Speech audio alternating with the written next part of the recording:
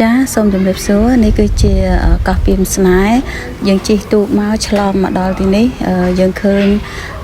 អ្នករៀបចំទទួលយើងមានទឹកដូងមានភេសជ្ជៈហើយសម្រាប់ទទួលយើងនៅពេលដែលយើងមកដល់ហើយយើងដើរចូលទៅក្នុងបន្ទប់មួយដ៏ស្រស់ស្អាតបន្ទប់នោះគឺមានក្រែមានទូមានប្រដាប់ប្រដាអីស្អាតមានខ្យល់លំហើយបន្ទប់ទឹកស្រស់ស្អាតហើយមានវេរ៉ង់ដានៅពីក្រោយបន្ទប់យើងបើកទ្វារទៅយើងមើលឃើញចន្លោះទេសភាពនៅខាងត្រើយម្ខាងមានព្រៃភ្នំមានរុក្ខជាតិដ៏ស្រស់ស្អាតយើងធ្វើឲ្យយើងមានខ្យល់ដកដង្ហើមល្អហើយស្ពានឆ្លងដើរនេះគឺយើងអាចជិះកង់គូឆ្ងាយនៅពេលដែលយើងដើរទៅកន្លែងញ៉ាំអាហារយើងអាចជិះកង់ទៅពេលយប់គេមានភ្លើងបំភ្លឺពេលថ្ងៃទេសភាពដែលយើងជិះកង់ទៅតាមហ្នឹងគឺអមទៅដោយដើមរុក្ខជាតិជាច្រើនដែលដុះជុំវិញនៅទីនោះមានដើមទុរេនសាវម៉ាវក្រូចរមូតផ្លែឈើគ្រប់ប្រភេទគឺដាំនៅលើកោះពីមស្នេហ៍នៅទឹកដីកពតជាពិសេសគឺទុរេនគឺច្រើនហើយមានអាងហាលទឹកមួយដ៏ធំសម្រាប់ឲ្យយើងងូតទឹកហើយយើងដើរឆ្លងមកយើងមានកន្លែងអង្គុយសម្រាកបាត់ហត់បន្តិចយើងសម្លឹងមើលឆ្វេងដៃស្ដាំដៃមានដើមដូងមានរុក្ខជាតិបៃតងមានភ្នំគឺទេសភាពធ្វើឲ្យយើងត្រជាក់ចិត្តមែនតើយើងទៅដល់ទីនោះគឺស្ងប់ស្ងាត់ល្អណាស់សម្រាប់ទីកោះពីមស្នេហ៍នេះពេលយើងមកជាក្រុមគ្នាច្រើនជា50-60 នាក់100អីយើងអាចលេងជាហ្គេមនៅលើវាលខ្សាច់ធ្វើឲ្យយើងមានអារម្មណ៍ស្រស់ស្រាយប្រកបគ្នា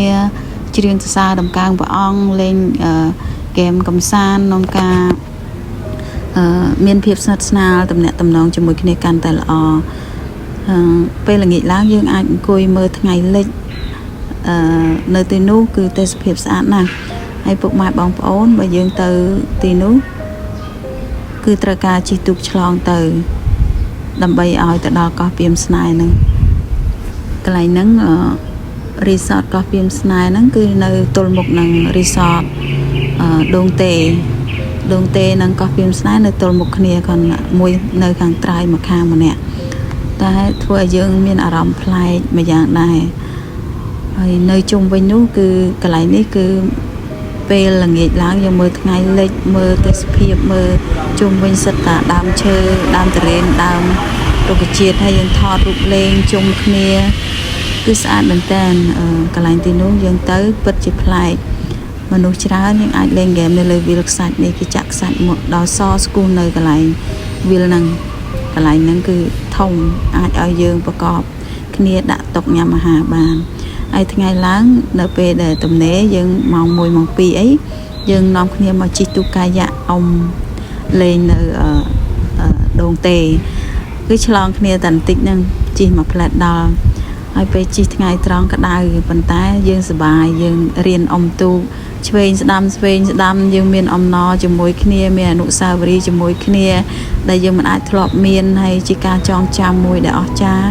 ដែលយើងមិនអាចបំភ្លេចបាននៅការប្រកបស្និទ្ធស្នាលជាមួយក្រុមការងារពេលល្ងាចយើងទៅមើលថ្ងៃរៀបលិចនៅតាមវេរ៉ង់ដានៅតាមបន្ទប់របស់យើងបើកទ្វារបន្ទប់មកយើងឃើញថ្ងៃរៀបលិចនៅអាកាសវេហាដ៏ស្រស់ស្អាតម្ដងតិចទេសភាពនៅទីនោះហើយមានទាំងសម្លេងសត្វយំរងំរំពងដូចជាតន្ត្រីកំដរនៅពេលដែលយើងផ្ដោតអារម្មណ៍យើងស្ដាប់ចម្រៀងអ្វីដែលយើងចូលចិត្តហើយយើងសម្លឹងមើលទៅមេឃធ្វើឲ្យយើងស្រស់ស្រាយនៅក្រោមមេឃគឺមានទឹកមានផ្ទះដ៏ស្រស់ស្អាតធ្វើឲ្យយើងមិនអាចបំភ្លេចបាននៅកោះពីមស្នេហ៍ដែលយើងទៅខ្ញុំមិនដឹងថាទីនោះហេតុអីបានគេដាក់ឈ្មោះថាកោះពីមស្នេហ៍ទេប៉ុន្តែខ្ញុំដឹងថាខ្ញុំទៅជាលើកទី1ធ្វើឲ្យអារម្មណ៍ខ្ញុំដិតជាប់ហើយមុននឹងខ្ញុំជិះទូកឡើងមកផ្ទះវិញខ្ញុំទៅថតកន្លែងដើមដូងហ្នឹងនៅខាងត្បូងគឺមានស្រះទឹកមួយស្រះទឹកស្អាតមានដើមឈើមានភ្នំមានស្មៅមានដើមដូងដុះជាជួរហើយយើងដើរលេងកំសាន្តនៅទីនោះថតរូបថតអីលេងសម្លឹងមើលទឹកគឺទិដ្ឋភាពទាំងអស់នៅដែលយើងដិតនៅជាប់អារម្មណ៍មិនអាចបំភ្លេចបានធ្វើយើងចងចាំ នៅអនុស្សាវរីយ៍ដ៏ស្រស់ស្អាតស្រស់ថ្លាហើយនឹកឃើញស្នាព្រះហស្ថរបស់ព្រះអង្គដែលបង្កើតផ្ទៃមេឃផែនដីមកពិតជាអស្ចារ្យមែនទែនដែលធ្វើឲ្យយើងគួរស្ញើចសើរនឹងស្នាព្រះហស្ថរបស់ទ្រង់ទោះបីយើងទៅទីណាកន្លែងណាយើងមិនភ្លេចពីការដឹងគុណនិងការអរព្រគុណព្រះអង្គដែលយើងមានជីវិតរស់នៅលើផែនដីនេះដើម្បីឲ្យយើងមានឱកាសនឹងធ្វើការថ្វាយទ្រង់ខ្យល់ដកដង្ហើមរាល់ថ្ងៃអរគុណព្រះអង្គគ្រប់ការទាំងអស់ចាសូមអរគុណសម្រាប់ការទស្សនានិងវីដេអូនេះ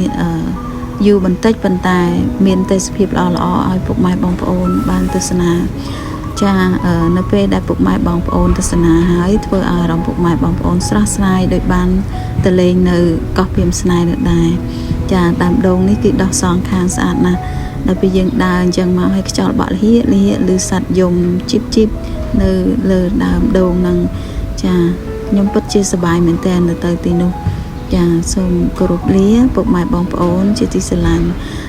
សូមរងចាំបន្តទៀតនឹងមានវីដេអូនៅពេលដែលខ្ញុំទៅដើរលេងកន្លែងណា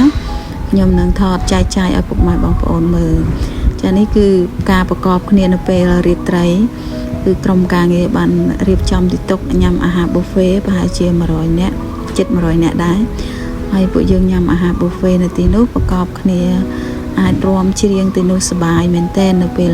រាត្រីចាសូមព្រះប្រទានពរឲ្យមានសុខ